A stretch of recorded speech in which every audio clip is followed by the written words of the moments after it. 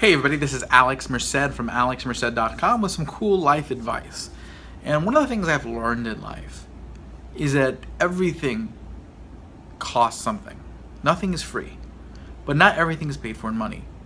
But it's either money or it's time. You ever notice that when you have money, you have very little time? And when you have time, you have very little money. Because life is a trade-off. You can't have everything. You can have time, you can have money, but very rarely can you really have both. And generally, if you do have both, it's because somebody else gave up their time at some point, somewhere, and you have it. Okay? But think about that when it comes to investing. Because that's exactly what investment is. If you're willing to wait, you will make more. Okay? Basically, the longer you wait, the bigger your returns. And if you're young and you work, you're giving up your time to make some money, you could go out and buy a burger and it tastes very good. But that burger represents time. So if you, let's say you make $8 an hour and you spend $8 on a burger at Shake Shack, you've just spent an hour of your life.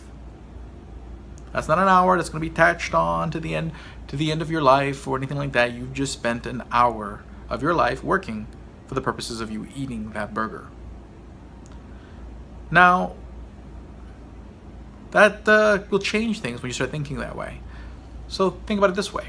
If you took that $8 instead and invested it into the market, and that $8 over the next couple of years turns into $16, well, you've just made another $8.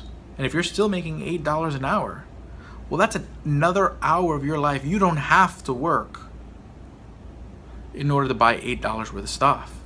You've just given yourself back an hour because you can choose not to work that hour and you'll still have the same as you would have had you never invested the $8 at all and worked that extra hour.